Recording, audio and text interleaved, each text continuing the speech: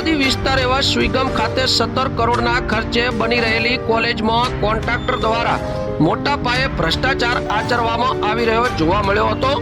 સુઈગામ છેવાડાનો વિસ્તાર હોવાને કારણે સરકાર દ્વારા સરહદી વિસ્તારના લોકોની સુખાકારી માટે અનેક યોજનાઓ સહિત વિવિધ કામોની ગ્રાન્ટો ફાળવવામાં આવતી હોય છે। ત્યારે સુઈગામથી જલોયા જવાના રોડ ઉપર કરોડો રૂપિયાના ખર્ચે તૈયાર થઈ રહેલી સરકારી કોલેજની કામગીરીમાં મોટા પાયે ભ્રષ્ટાચાર સામે આવ્યો જોવા મળ્યો હતો।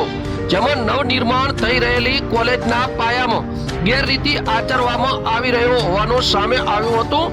જેમાં લોખંડના સળિયા અને આરસીસી સિમેન્ટ બિલકુલ હલકી ગુણવત્તાનો વપરાશ કરવામાં આવતો એક જાગૃત નાગરિકે જણાવ્યું હતું કે આ સરકારી કોલેજનું કામ બિલકુલ હલકી ગુણવત્તાનું કરવામાં આવી રહ્યું છે, તો આ બાબતે લગતા તંત્ર દ્વારા તટસ્થ તપાસ કરવામાં આવે તેવી માંગ પણ કરી હતી। જોકે હજુ આવતા દિવસોમાં અમારી બનાસની અસ્મિતા ન્યૂઝ ચેનલ આ કોલેજની રૂબરૂ મુલાકાત કરીને તેની રિયાલિટી ચેક કરશે। બ્યુરો રિપોર્ટ બનાસની અસ્મિતા ન્યૂઝ, બાબુભાઈ ચૌધરી, બાબર સુઈગામ, વાવ થરાદ।